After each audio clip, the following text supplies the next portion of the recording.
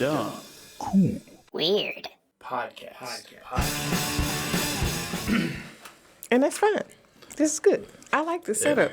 I like yeah. your posters. This is real cool. Yeah, I'm glad you like it. It's a little bit different than what some people do. Some people just go like very simple, I guess. And it was also just like what you had at disposal to cover up all the negative space too, so it worked Yeah, out. I mean, there's a lot of white in here, like white wall. I mean, I guess they're not really white. I guess it's more of like a beige. Beige. Like a beige color. It's kind of a nasty color. I don't like it. It looks like what happens when you're in a crack house that used to have the walls painted white. Yep. And they started smoking cigarettes. Yeah. And then they just burn up the walls. Yeah, I saw a photo online one time. They literally had like they literally showed a non-smoking section and a smoking section. Oh, The smoking section was like a yellow color on the tile up on the wall. So I can imagine. yeah, so When your uncle always wanted to sit in the smoking section, you always feared his ash would get in your pizza. yep, absolutely. My mama smoked, so I just hated being around the smell. Yeah, imagine that. I mean, my mom was the same way. She'd smoke a lot. Oh, my God. Smoke like a fucking freight train all the fucking time, and I used to hate it so fucking much. I used to have to go to the store and get Salem Light 100s. Oh God. Yeah, with my mom, it was Basic. Remember Basic? Yep. So, We used to collect the packets. One of my neighbors, he used to do like some other stuff. Like he owned a gas station and they used to sing and stuff. But he used to collect the Salem Light 100 wrappers, and we used to turn them in. I got a Fiji camera once. Nice. That's how much cigarettes they were smoking. How many cigarettes can I smoke in this week so I can get a free camera? Why do you sound like you're from Brooklyn, dude? I'm not from Brooklyn. I'm from the... oh, God. I'm slowly dying. Give me a cigarette. Well, welcome to the Dumb, Cool, Weird podcast, and you know it's always weird, dumb, and cool, and you know sometimes it's Straight strange, up stupid. It's stupid, straight up dumb, Straight and up stupid. smooth brainery. Yeah. So today we're gonna be talking about childhood trauma, and we got Kaci with us, and she knows a lot about childhood trauma, so Yes. should be fun. So Yes, I am very excited to talk about everything. yeah, absolutely. So, what has been your experience with childhood trauma? Well, for me, growing up, it was my normal because I didn't know, I knew of other people that lived like that, but it was just normal for me because it was what I was used to. My mother worked a very good job, so she was a third shift worker and always was at work. So a lot of times I was either staying with somebody or by myself. And I think long term, it became to be like some type of abandonment type of struggles. And then like literally she's abandoned me in places out of state, like literally left me in Kentucky once. And so it was a struggle. Like as an adult, not being around my father as a child, it was like I didn't know if he wanted me, loved me, like if I called him, like did he want to be bothered type of thing. So it really, I think long term, it structured me well. What I look at it now, I say I'm kind of glad that my mother wasn't around and that my father wasn't because of who I am today. In the sense of if she would have been around, she's kind of mean and kind of, Kind of a nasty soul. Yeah, she could be hateful at times, and I don't really know why. I've tried to talk to her like, hey, why is this or what? And recently, I think she's opened up more as she's gotten older. But a couple years ago, she'd be like, don't be trying to psychoanalyze me. And it's like, hello, and I had to tell her that once, like, you think that this is about you, and this has nothing to do with you. This is about me. Yeah. I need to know why you treat me the way you treat me. But what I found out recently is that my grandmother, being an activist, was kind of, they were on their own. So she just did what she knew. And for her, I guess, she didn't see where she needed to do something different. Whereas for me as a parent, I'm like, I don't want to raise my children like that. I need to change the narrative here because I wouldn't want my children to grow up the way I did, which really made me want to have children. So now I'm kind of thankful because I was able to experience a lot of different people that gave me a different perspective on how to be as a person. Oh, okay. Makes sense. All right, that makes sense. Yeah, growing up, I grew up with my dad. Most of the time in Georgia, especially, women get custody of their kids. Not for us. My dad got custody of me and my sister, so it was very different. And I was very happy about that in a lot of ways because a lot of young boys don't grow up with a father like that. And it ended up making me a very strong person. But what a lot of people don't talk about enough is when you grow up without a mother. And I grew up without a mom. And I lost out on the compassion part of it because I noticed with a lot of my relationships, I kind of missed the mark sometimes with that. And not having a female around like that kind of did that to me. My dad was also very abusive towards me. He was very physically and mentally abusive. So wait, when you say you missed the mark in dealing in relationships, what do you mean by that? So, in my early relationships when I was a younger adult, I would have problems with trying to relate to women because I didn't have a whole lot of women around me. I had my sister, but my sister is more masculine because of tomboyish because she's around. I was around more of my boy cousins a lot, so I know a man's mindset a little bit more, and it makes me more like I feel masculine when I am in a state of needing to protect myself. But if I feel protected, then I'm like, a different type of person. Yeah. So I understand how your sister would be because of being around you and your dad. Yeah. So what ended up happening is because of that, I spent a lot of time with my dad's parents, and my grandmother was kind of a boss ass chick. She had her own businesses. She ran 4 salons, and she pretty much she moved here from Ireland. She was very young, and she didn't have a whole lot growing up, and her and my grandfather both were in the same boat, except he lived in Georgia, North Georgia, and they were very poor. And they basically came together and they formed a life together, and they kind of just built a little empire between the two of them. And I started seeking women more like her. And then my mom came in my life when I was about, 9, 10 years old. And I just never really had respect for her. And even to this day, I don't have the amount of respect I have for my dad for her. Because she wasn't around. Yeah. So, and that's something that, because we always talk about how boys grow up with their moms and they don't have a dad. And so that kind of has a huge impact on them. But I feel like the opposite is not really talked about enough.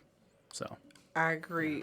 So do you feel like as far as emotionally, are you able to connect emotionally with women? Because I know in male-dominated households, it's more of, toughen up. You're not allowed to have feelings or be emotional at all. the biggest problem I have in a lot of relationships I've had is I try to approach everything from a more traditional perspective, and the world is not so traditional anymore. Not now. So I think we just talked about that yesterday. yeah, and so what tends to happen is I have some qualities about myself that these women like, and then they'll end up sleeping with me, and then we'll have like a relationship for a little while, but then because I'm not doing what they tell me to do, they get mad at me. Because it seems like a lot of women in the world now want to run every fucking thing. You know? Okay, so look, I'm not trying to run everything, but I'm going to tell you this. You got to value your penis and your sperm a little bit more, because you should, the same way people tell women not to be easy, as a man, you should not be easy. You should be investigating, I don't want to say investigating, but you should be thoroughly invested in seeking who that person is before you even start, because sex is magical. Yeah. Sex is like, and I'm not talking about no soul ties or no religious jargon. I'm talking about literally, it's a chemistry that you're doing together. You're putting your juices together. So a lot of women think that gives them power over you. Yeah. That makes So if you hold off, one, they're gonna want to give it to you more. sense. Yeah. Cause they're gonna be like, damn, he don't want that. Oh, let me go. And they're gonna try more. But also, it gives you the opportunity to see, is this person really worth your time? Because if it's not, and it's just a hit it and quit it or a couple of months thing, then you just burning. I think I recently heard something, and y'all can go Google it. That the more sperm that you let out, it's not healthy for you. It's got a semen depletion. Yeah. Yeah, so you're talking about like the semen retention stuff. Yeah. Yeah, it's like better to actually retain more of your semen because it gives you more masculinity and more clarity to your thought. Well, there's also there's also a bad problem among men of masturbation addiction. It's like really, really prevalent. And I think women have that too. And that goes along with the porn do. addiction. Yeah. Because we're burning out our dopamine receptors, so we're overstimulating ourselves. Yeah, so regular sex doesn't become fun anymore. It's you got to do the more and more extreme shit to like get off, And it's because you keep watching porn over and over again, and you see these people doing this stuff in these videos, and you're like, God, this is some crazy ass shit. And then you like get turned on by it, and then when you go meet like a regular person in real life, you're just like, oh, this is not as fun as what I saw. So. I don't think I like getting whipped here in the corner. I don't know. I don't think, because as a sex coach, I actually kind of indulge in porn probably a little bit more than most people, yeah. And I don't think that a lot of stuff is realistic in porn. But I definitely think that it's a good teaching tool. Yeah. And a lot of people think that porn is bad, but I definitely think you can learn a lot about, if nothing else, what's available in the world. Because it is a misconception that inside of this box, that's all you can get. And I think that's I was actually talking to a friend about something when it came to porn. We were talking about the fact that it's like, we were talking about how like the reason why OnlyFans is as attractive as it is when you actually start paying to see somebody who's real versus seeing something that's heavily overproduced. Like we were talking about the fact is like the amateur porn is more of your thing as you get older, or at least for us, because we're like, this at least looks real, this feels real, versus seeing something that's created by Brazzers or any of the other big companies. Or like my friend Cliff. My friend Cliff is he does porn. He does bisexual porn, and a lot of the stuff he does, these people are like some of the most beautiful people you've ever seen in your fucking life. Too beautiful. Like they're too pretty. Too much stuff, meat. and the stuff they do is like. So too why do they unrealistic. get into porn if they're that beautiful? I guess it's a good job. Good job, I guess. I don't know. I mean, Also, I think it's just one of the oldest professions to do something like that. I mean, it's like being a warrior and being a sex worker is one of those things that you could always kind of rely on. I mean, you're using your body in both manners. Yeah, when you say that, my mind thinks back to girls dancing in kingdoms and all of those type of things. Look like that's what I see in my head. Makes you think of the Wild West too. With the Yeah. Because a lot of the people don't know this, but I did some research. A lot of those towns were actually Saloon owned towns. by women. Yeah. Yeah, it's crazy. The saloon women like had so much money they were making off the saloons that they actually owned those towns, and it wasn't just white women; it was black women too. Well, that's also the same thing. It's like when you find out that a lot of cowboys were actually black; they weren't white. Yeah, and they don't teach you that in grade school. It's a lot of stuff that they don't teach in grade school. I think it's out of convenience. It's also a deep dive because honestly, a lot of subjects is what I've noticed. Being a history major and everything is that unless you're fully investing your time into a certain subject and time period, you can't even scratch the surface. Right, most times. It's like I took a class on Viking culture. It's like and they're starting to say like what my professor was saying, because she's been studying it more so that she can teach the class and becoming an expert on it. She was saying that a lot of the stuff that they used to believe is they're having to drown it out because it's like resurging as a new form of history because they have to go in and they have to analyze what could possibly be real and what could possibly be fiction. Fake. See, now that's the type of stuff that they need to do all throughout everything, but they will never do it to things like the Bible or, you know what I'm saying, things that's significant that people really believe in. And we need to know, is this the reality or is this some reality, some not reality? So I think that is something that is missed largely. But I don't watch regular porn no more. I used to, but then I got to Twitter, and then Twitter is like the Wild Wild West of every goddamn thing. You can see everything on Twitter. I mean, when I watch porn, I strictly watch like fetish and kink porn. I can't even watch like normal stuff anymore. It's just so boring. To be fair, mine is like mostly, it's mostly shemale stuff, man. I watch a little bit of everything. Because it's like the only thing that seems like real but not real. Then there's like then there's BBWs. It's like it just seems like there's some more of reality of that because there's not. I mean, now there's a lot more of like that stuff being overproduced, I guess you could say. But a lot of that stuff is usually still technically amateur, so you kind of feel like you're in a real situation, I guess you could say. Yeah, I'm telling you, Twitter is a different type of beast. I don't think most of it is not produced. It's a lot of people just they're doing it, frolicking around, and they like, shit, let's record this right here and put it on there, and it do numbers.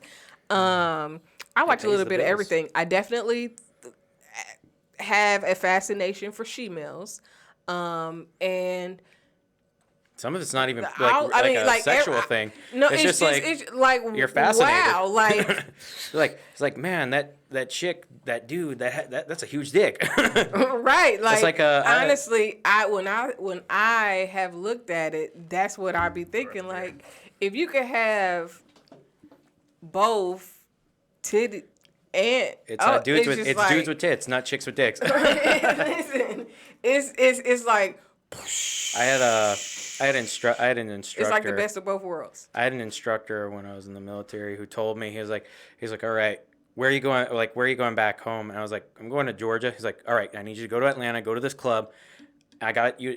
You have to tell me if this tranny with a really huge big dick is still working there. She's black, has the biggest dick on, like right there on the stage. I'm like, all right, this is a lot to take in right now. Right. Where was it? Where was the place? I can't. It doesn't exist anymore. And I'm gonna be honest with you. I tried looking for it. And I was like, yeah, you know what? I think I'm just gonna stop. I gotta stop living through this man's fantasies. That is so funny. So yeah, I watch. See, the thing for me is I need to understand it. So in the psychology part of me, I need to see, are you really into this like what I am when I'm into a guy and I'm really liking this guy? Like, there is a certain type of passion, a certain type of energy that you can tell when you're really into a person. Yeah. So that is when I look, that's the first thing I look at. But then it's like, oh no, y'all really getting down. Like, I watch sword fighting, and I've seen it all on Twitter. Oh my god. The docking. Oh my god. I was like, what in the world? Like, oh wait, this is what they be doing? I didn't know. Like, in my mind, I am so. I have gay unfamiliar. friends. I have gay friends who have had like the most wild, you'll have like a very vanilla story compared to what they do. It's like, I was like, yeah, sometimes I like to role play with the wife, and then there's somebody, and then my buddy's like, I got gangbanged in the barracks. And I'm just like, you're like, Jesus, bro, all right, that escalated quickly. And you're just like, it's like, yeah, the leader of the gangbang looked like Brock Lesnar. I'm like, what the fuck am I listening to right now? Helping you out. Okay, because I was struggling over here. Okay. All right. Right there. But yeah, it was like a lot of my gay friends will tell me like really wild sex stories. I was like, man, I feel like what I did was I just jerked off compared to your story. Well, I think that's why I find interest, because it is interesting to see what other people experience when it comes to that. But yeah, I look at everything. Yeah.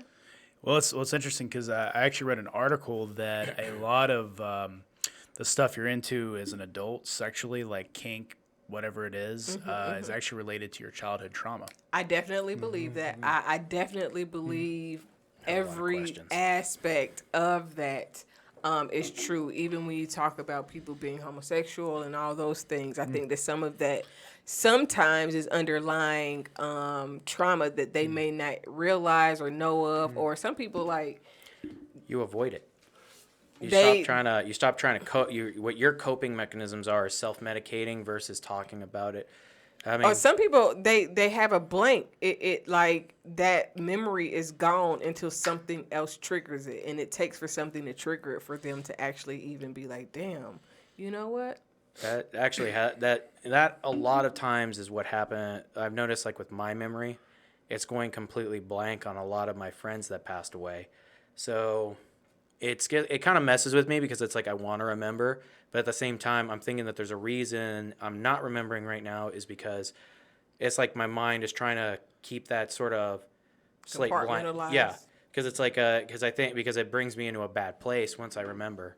So it's just one of those things that I think your body and your mind, being so primitive, are just trying to create coping mechanisms. Well, what I would say when you do remember or think about it is to try to think of the happier things. Yeah. And when you think of the sad things, think of the lessons that come from those sad moments. Because even in things like if you get into an argument with somebody or you experience something like that, if you can learn something from the encounter, then even that bad moment would then be, not so bad because, it's something, if it made the relationship stronger, if it helped you grow or, increase your mental perception of something, then it will serve to be good and change that hardness and that sadness into even like, you know what, even smiling in those moments. And to piggyback off of that, the one specific friend that it kind of hurts me because it's like he was a good guy. We were great friends with each other. I didn't know that he was suffering, and the last conversation we had was an argument.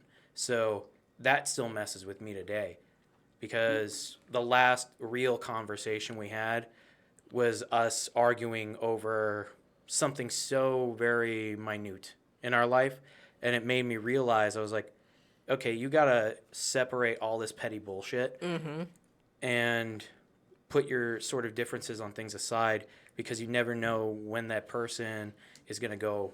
You have to really value their friendship for the time that you have with them. Definitely. Because you never know what tomorrow is.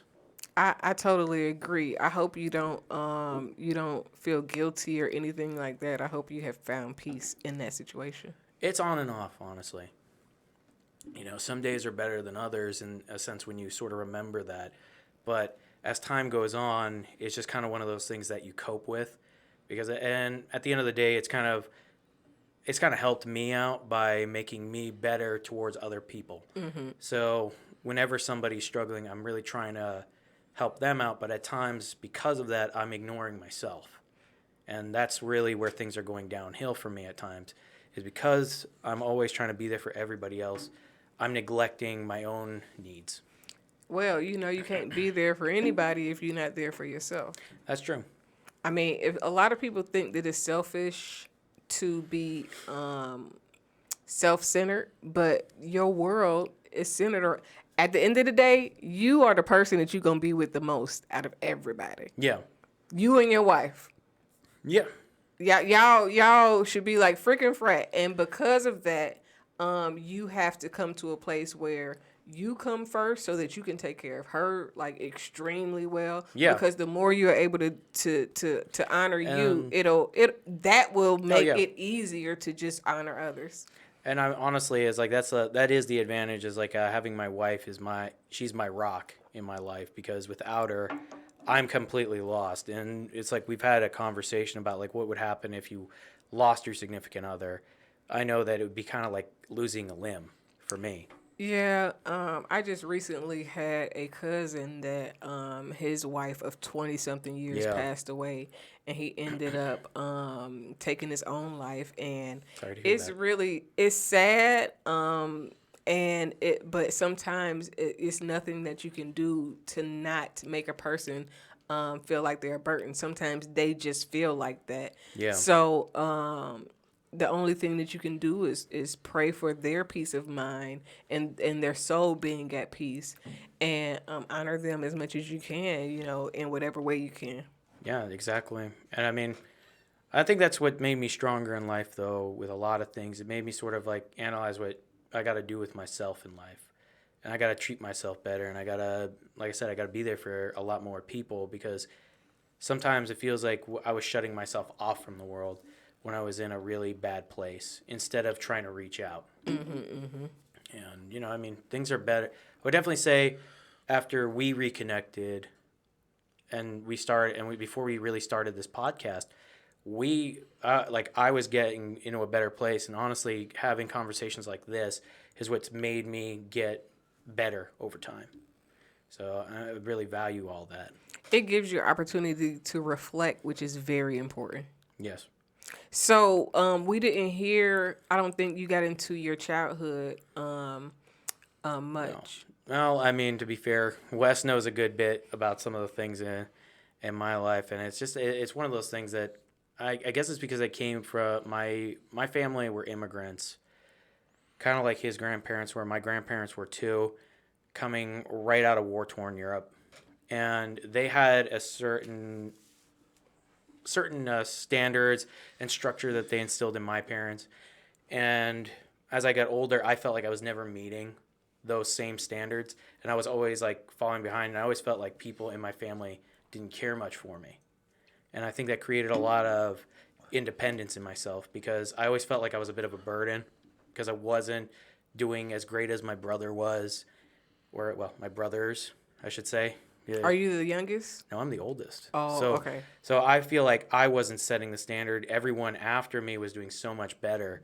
And because of that, I always was seeking my own form of independence, to find my own family, in a sense, through friends. And seeing how other people, like you said, you kind of witness other people's version of normal versus your own. You're sitting there and thinking like, wow, my situation's kind of fucked up sometimes. Right. It's like I got a lot of tough love, but where's the soft love here? And at times you gotta take a look back, and you gotta remember, okay, there were good moments. You were a teenager, so you were thinking of all the bad stuff. I mean, eventually, I guess it kind of made me who I was when I got older, because it made me realize it's like, okay, I gotta stop doing what everyone else wants me to do. I'm going to go join the Marine Corps. And that's kind of where I think I really found myself. And, and I wanted to make that a career, but I realized I'm kind of messed up physically. I got to get out, and I'll try to do the same. I'll keep those same principles out here. And I mean, to be honest with you, at times I still feel like I'm lacking, because I always feel like I'm not ahead of everybody else, even though my own path in itself is like reaching your own dreams that no one else could ever reach. Right, because a lot of times the expectations that we're trying to live up to, even the people that are living up to them, it's overwhelming for them too. They just are, like, okay, if it pleases everybody. And those people never become who they're supposed to be, because they're always chasing what everybody else tells them to chase, versus someone like you who takes your own path. I think the military is one of the best decisions that a person can make long term, but also short term. When I think about what you learn in the military, the standards, the structure, the 1 2 1 2, like those things. I think. And it's crazy to say this, because I don't want my son to get drafted, but I think that the draft is missing in the culture now, because all of the older people, they went to war. They had to join the military. Even if they didn't go to war, they had to join the military. And when you had to join the military, you acted a certain way. You came back with certain standards. Now, unfortunately, a lot of people came back with problems, but I think that if it was in place, you go in there. It's like making everybody go boot camp or ROTC or something. Are you kind of talking like a compulsory service of like 2 years? Something. We need something to get some people some goddamn structure, because right now these people is crazy. And the problem, but the difference that I see is that there was a military draft at one point, And that gave a lot of people structure. So now when the draft stopped, now everybody's just, figuring it out on their own. Well, I also think that I think we start. We And also not for started. wait, not for the point of just being in the military. I am not like just go and Like find a skill. it is really, if there was a different way to present structure like that, whatever way that would do that. But the military is the only thing that I know that produced people that had a certain code. I always when I was taking German for my language class and had to fill out that. My German professor did tell me that there is that there's sort of like a backward system in the American education system, where we give everyone these hopes and dreams. We put down certain jobs in life. We tell you, okay, well, if you're going to go blue collar, you're basically a piece of shit. When instead, in their society, the blue collar worker is still treated with a lot of respect because they have a place in society. But what they don't do is they don't put everyone together. So they work on your strengths based off of your weaknesses, separate you off into different groups so that you can excel in what you're strong at. And then it creates a much more efficient society, if you think about it. And I think that's kind of what gives that, like, a lot of people discipline over there. And I wonder what would happen if you tried to sort of implement something like that. Listen, I look, a lot of people probably ain't gonna like this because I'm probably not supposed to be thinking like this, but we need something because people have lost their damn minds. Okay. Yeah. So I can't hear myself. So people have totally lost it, and they need something to give some structure. Like everybody be like, so our grandparents had this structure, but it was some other things that happened that gave them that structure. It wasn't just like they just came with it ready built.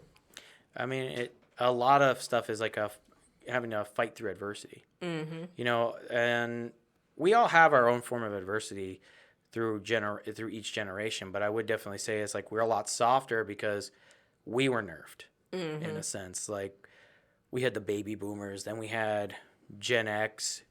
We had a very ultra conservative generation, then a very liberal generation, to where we kind of came out not knowing what we were anymore. As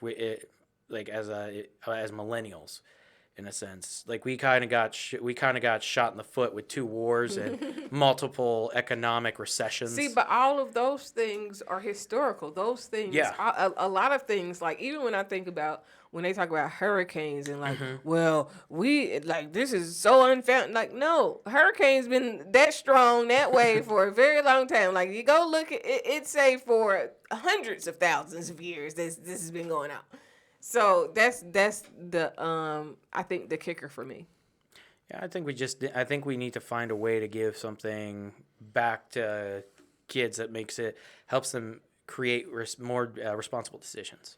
Yes, definitely. Because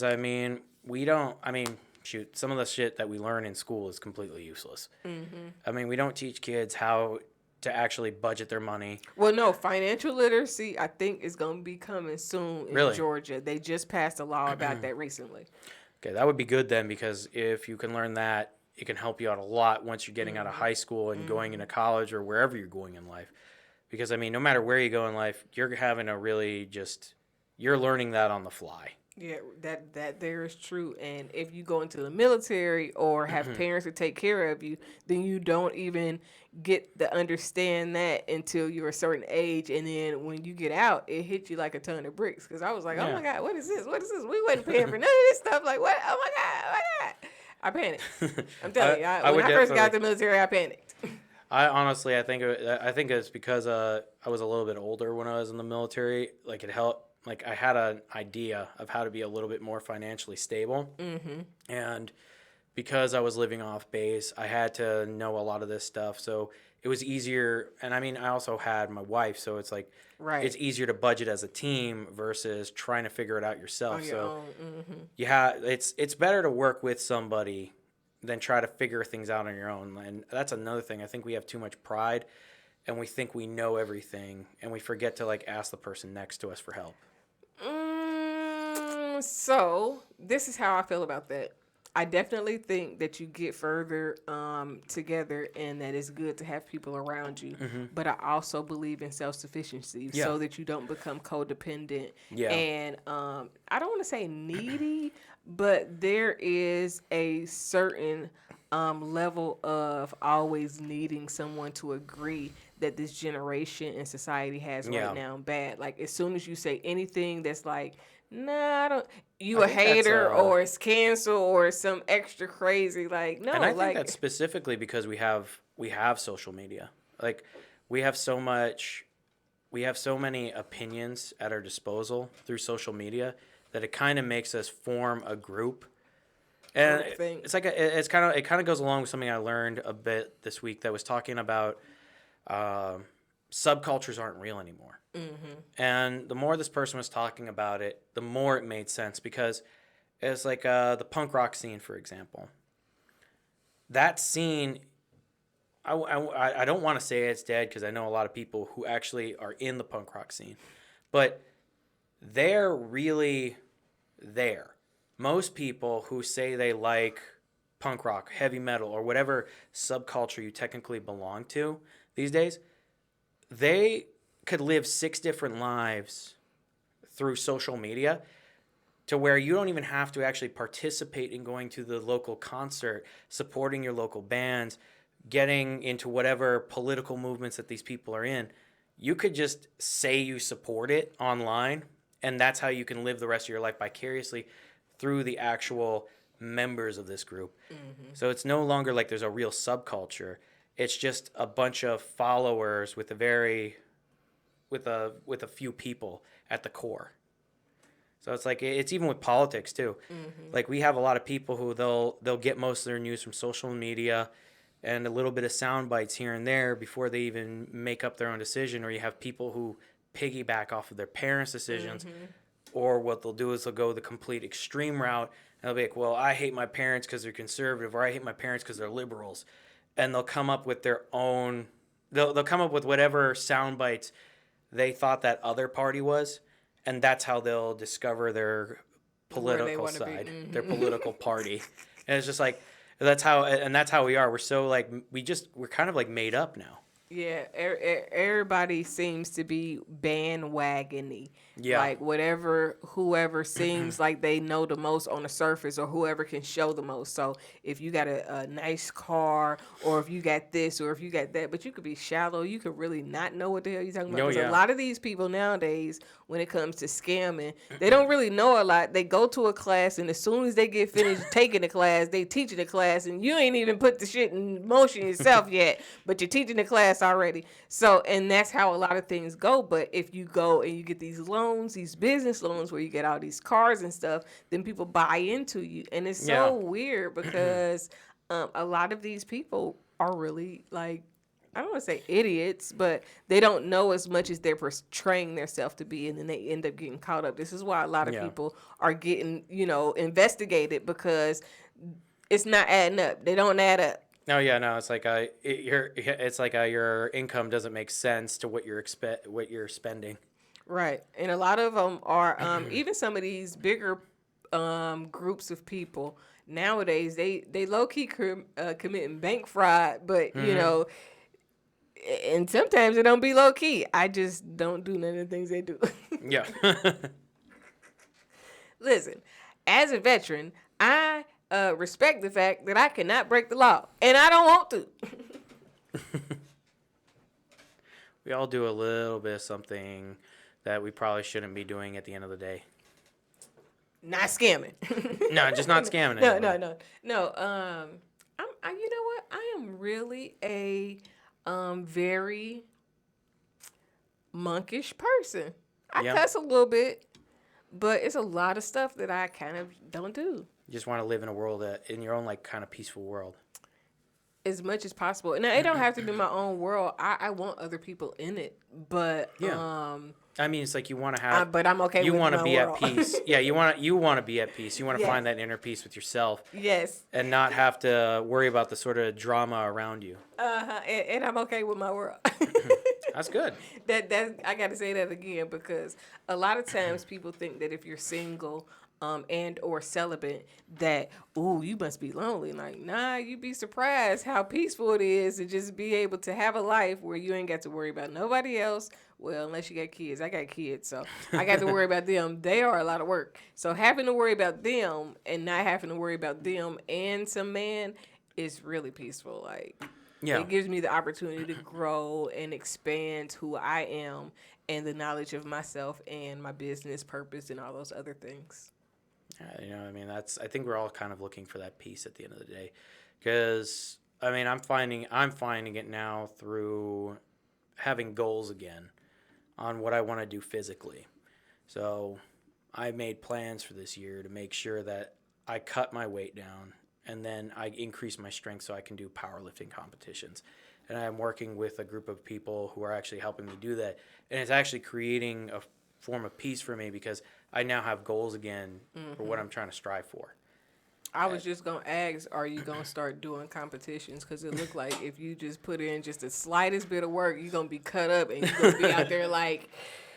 Yeah. You see, I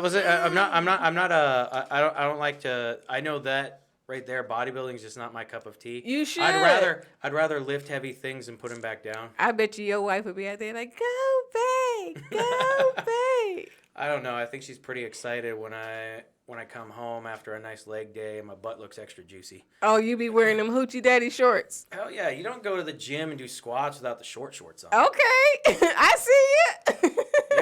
You gotta go in with the yoga pants, or you gotta go in there with the, those nice, silkies. Listen, cut all the way high. They used to tease my dad because he worked out a lot when I was a kid, and he used to have on those spandex. Back in the 80s, they used to have those spandex things. They used to tease my dad so bad. They used to always talk about my dad because he always had one. But I bet you he had women. Oh, yeah. Papa was a Rolling Stone. I bet you that much. That's an achievement in our community. Being a Rolling Stone. Well, I don't know if it's an achievement. It's just, one of those well-known facts. It just happens. Right. It was like, what is this? Like Italian men. They all try to look like Franco Colombo so they can have 3s to 5s on the side. Mm-hmm. See? Well, that's how it be sometimes. Yep. That's true. You've been over there quiet. No, I've been mixing the audio over here.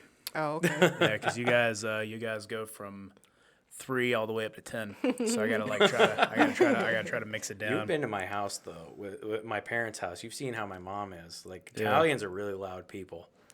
Yeah, they also rip on you a lot too. Yeah, they do it, but don't worry to get them back at the end of the day. Well, I hope so. Don't worry, because I didn't like what I was hearing. That goes back to the whole childhood thing. So if you don't like what you're hearing, at the end of the day, though, it's kind of like one of those things. It's like, ha, just wait one day. You ain't got an old folks home to go to. Right. That's the way I look at it.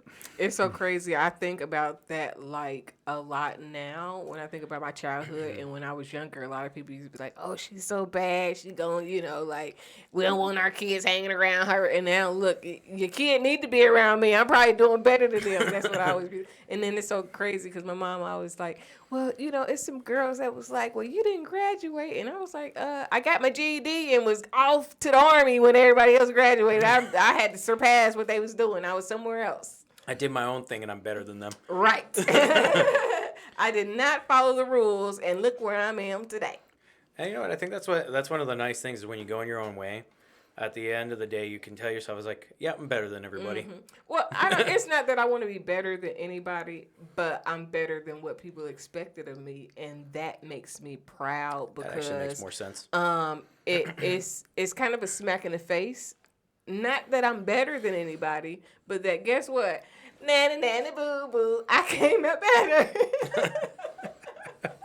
Childish. Because that's how I felt. There's so many people that used to just, I get it because people used to rip on me a lot, and I was just kind of like, one day you'll see. Could be worse.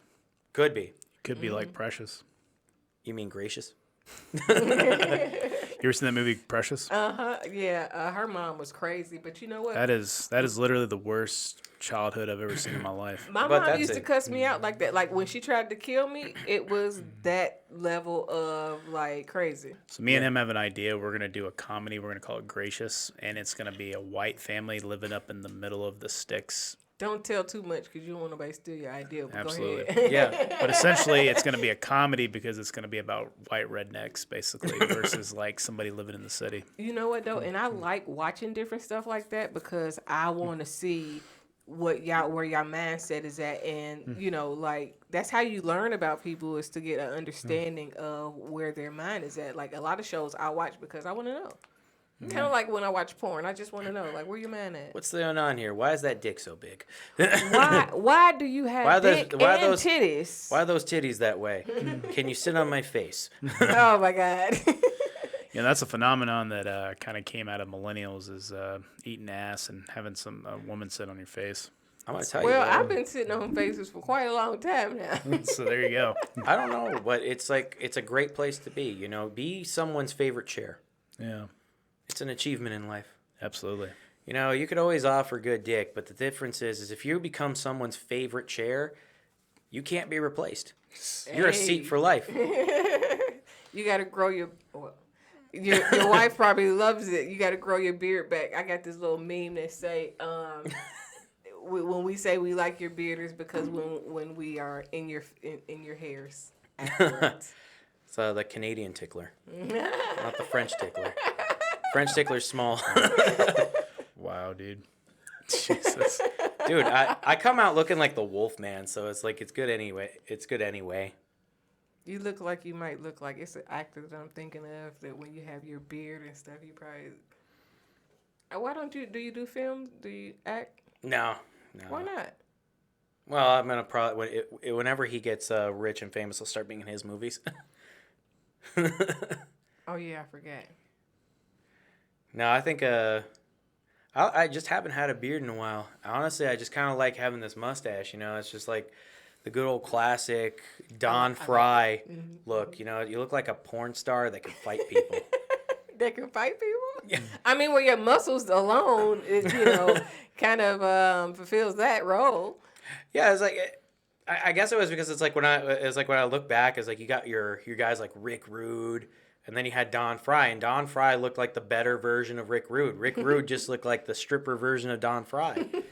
And I was like, you know what? I'd rather be like Don Fry growing up as a kid. It was like he's punching people and he has a sexy mustache. That's what I need when I get older. Hey.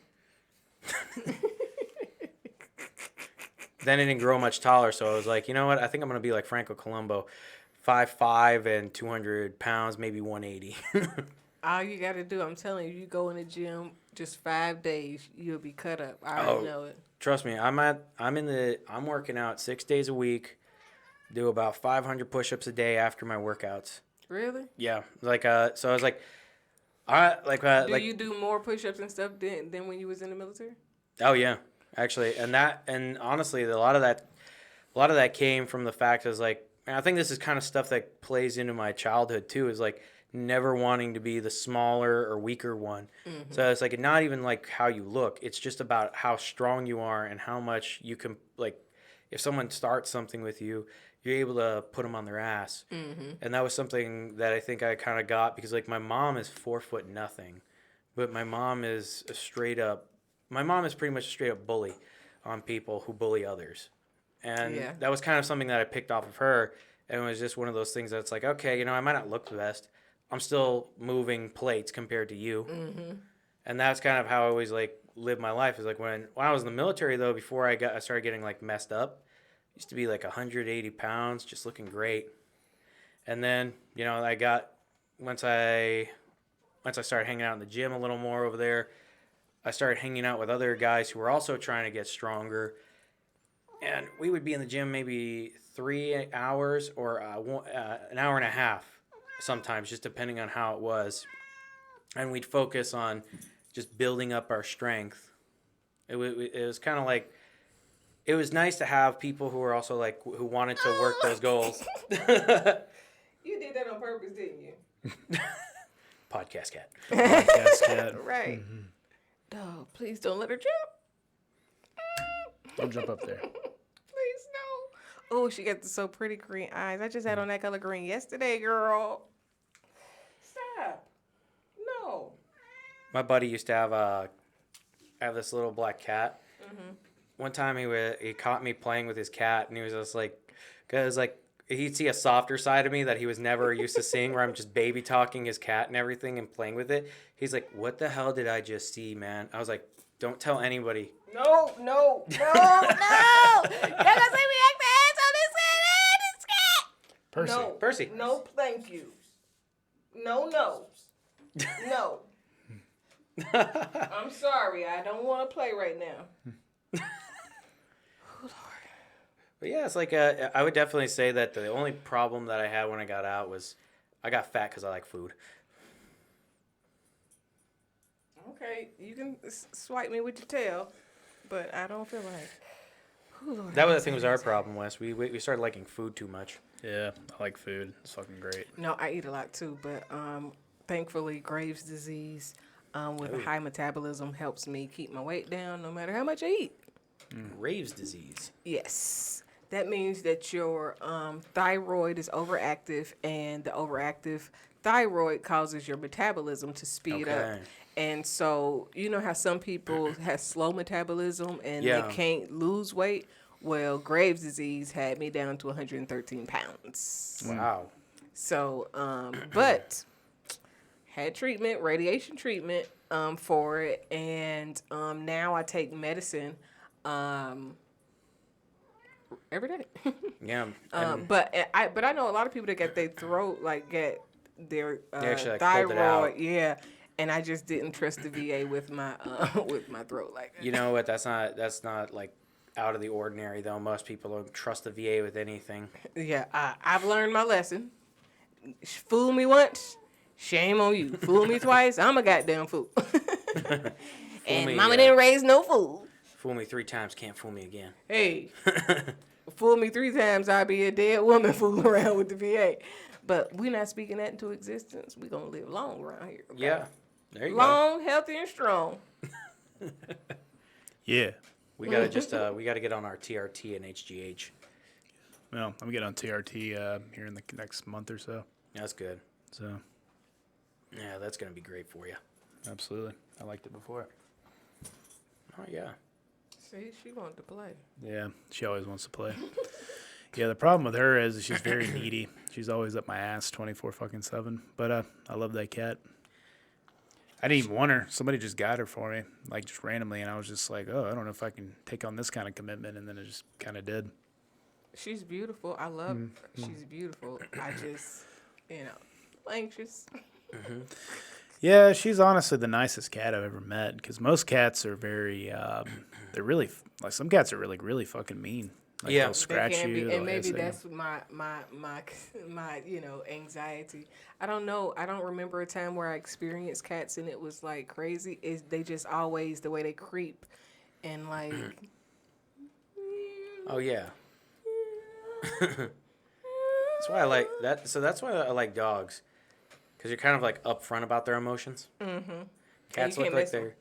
Cats are like that. Are I don't know. I'm gonna let him think I like him, and then I'm gonna scratch him when he sleeps. And she just over here trying to be nice to me so bad too. She gonna come back and rub her tail on me. Okay, girl, we friends, but I'll remember this. No, she's a really pretty cat. I really do like it. Yeah, she's a domestic long hair is what they call it. Beautiful. Nice. Yep. Pretty greenish, yellowish eyes and fluffy black hair, I think black cats are good luck, despite popular opinion. Yeah, I think black cats really get a lot of bad rap, and just like black people get a bad rap. It's just dark. It's projected to be negative. Well, the thing is, when I was with the person that bought me this cat, they took me to a shelter, and we were just looking at cats, right? And she was the first cat to come up to me, and I was like, "Oh, that's a really nice cat." And then when we left, she came to me like a day later, and she's like, "Oh, here's the cat." And I'm like, "Oh." That was a setup. She set you up, huh? She's like, "Well, here's your favorite cat now." Right. Oh, yeah. Yeah, if I ever lost that cat at this point, I'd be pretty devastated. Oh, that's another reason why I steer and fear having an animal now, because I wouldn't want, like, I had a dog when I was pregnant. Right before I got pregnant, I got a dog. Yeah. And he used to get away. He was Cookie, and then we got a girl. There was 2 Yorkies and Oreo. And Oreo got out, and I nearly lost my mind. I was going crazy, like, oh my God. It was too emotional. So, and then I fear, like, the passing away portion, like you get attached to someone, because that is a person, even though it's not a person, it's not a human, but they have a soul, and you get attached to that soul, and then it's heartbreaking to lose an animal. So that is a concern. I avoid things that's gonna break my heart. Okay. That makes sense. Yeah, because not only if they don't get away, I mean, they're still like you still outlive them by a lot. You know, that's the thing. So does she go outside at all? She did at my old place here, no, because I'm in the city. Too But dangerous. the new place I'm moving to in about a month, it's gonna be out in the suburbs, so I feel a little. You bit moving up north? Yeah, near the Cumming area. Well, I'm glad that I was able to get in and do this podcast with you guys. Yeah, definitely. Yeah, absolutely. No. Yeah, because we're moving the podcast setup to another place. But the good thing is, the new place we're moving to, the room we're going to be in is going to be like way bigger. A lot bigger. Yeah. Okay. So Is it gonna be close to where you gonna be moving closer to him? Yep. It's gonna be up there where you guys gonna About be. like, what, Yeah. 20, 30 minutes away from me? Yeah, about 20 minutes from him. It's going to be on 400. Oh, okay. So Cumming and Dawsonville area is like right above Roswell and Alpharetta. Yeah. Oh, okay. So, yeah. It's going to be cheaper for me to live there, but it's also going to be a lot easier to shoot the podcast because we're going to have a nicer room. The floor is going to be carpeted too. So there's not going to be as much reverb.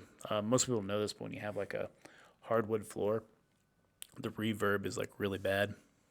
Yeah. I everything in my house is carpeted besides my kitchen and my bathrooms. Yeah.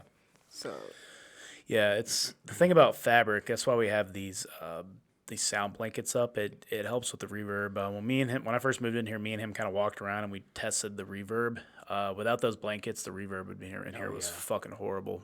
Like the first time we tried it, it was just like there was like a slight echo every time we talked. And now with the sound pads and the blankets, it's a lot better. And the new place we're moving to, we're actually going to cover the entire room in these sound pads, and we're going to have these sound blankets on the door and on the window, so it'll be nice. My my audio room has the sound pads all at the top. I didn't put it at the bottom because I got a chair that sits pretty high, so I'm up in where the is padded in.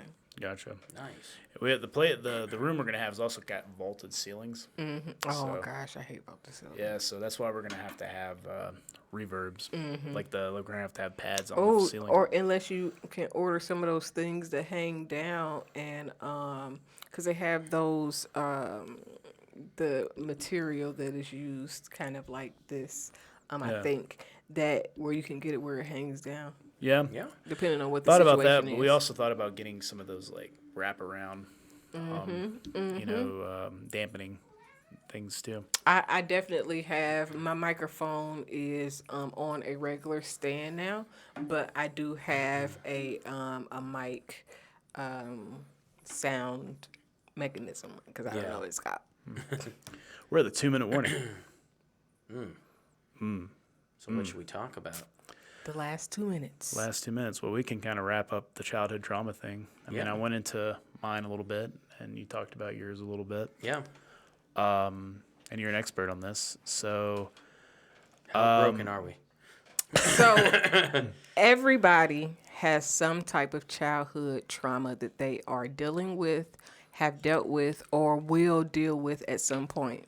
It depends on the individual on how they handle it. I always suggest that people seek help when necessary. Everybody doesn't need help going through their trauma. If you are willing to go through things little by little, day by day, and kind of assess what you've gone through with who you are, and then understand where you want to go so that you can fix the things that you see wrong. Don't worry about what nobody else say. It's not about what anybody thinks is wrong with you, because people will project their negative energy and their issues onto you. And sometimes what other people are saying is wrong with you, it's something going on with them that they're trying to make. Well, it's almost like gaslighting. And Yeah. instead of addressing their own stuff, then they put it on you, when sometimes you are perfectly fine for who you are, what your purpose is, and where you're supposed to be.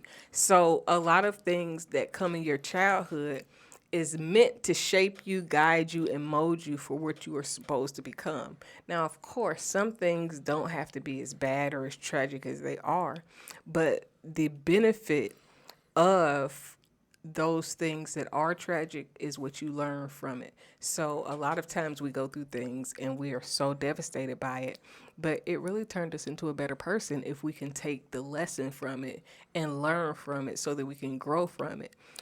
We become bitter most times when we hold on to the resentment and the hurt of it.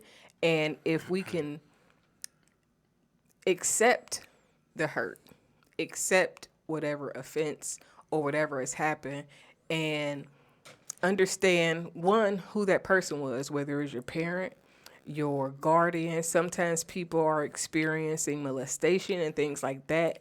That's not from a parent or an immediate guardian. So what I would say, even with that, understanding what they went through, because a lot of times people that are abusive were abused, or they experienced something so traumatic to where their response is the response they got. Like, if you think about people that's gone to war, their response is different than somebody who has never been to war. If you think about people that enslaved and people that were slaves, their response is normally violence versus a calm approach to whatever the issue is. So normally that's how we respond, whether we're getting beat, whether we're getting, talked to crazy and verbally abused, or just neglected. It's a response that they've learned also. So if you understand that how you are is based on how you were raised, and then how they are is based on how they were raised, then it makes you understand that whatever the fuck they experienced had to be crazy, because they're putting that experience on you now.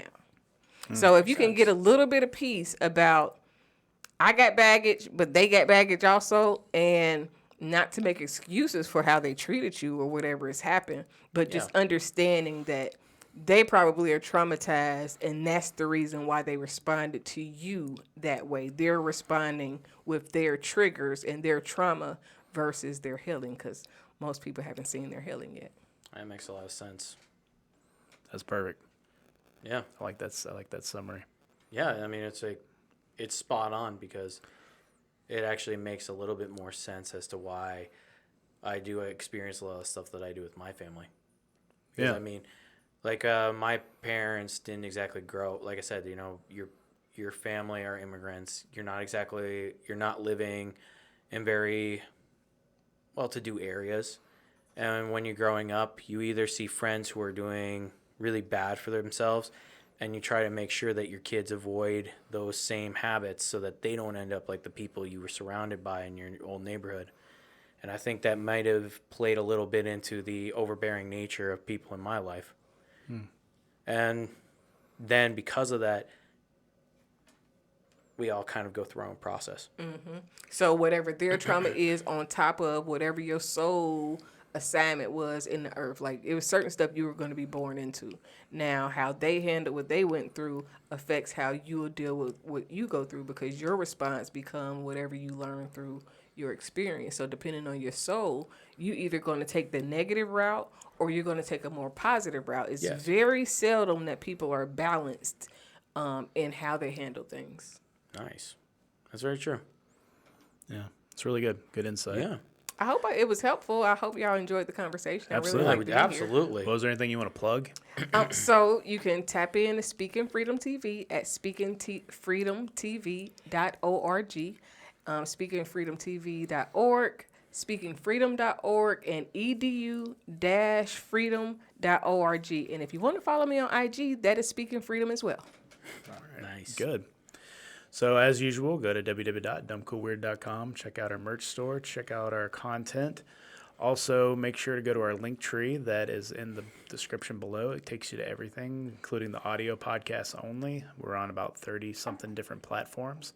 And then also, please like, comment, and subscribe. We need that. We need you to be haters, because we love you haters, because it helps us grow a little bit more. Come on the show. Yeah, come on the show. We'll give you a free T-shirt. Professional Smooth Brain. Yeah, Professional Smooth Brain, which the Smooth Brain T-shirts are coming out pretty soon. Hey, just so you know, if you're a smooth brain, means you got no folds, all right? You're basically the lowest tier. If I called you retarded right now, that'd be a compliment.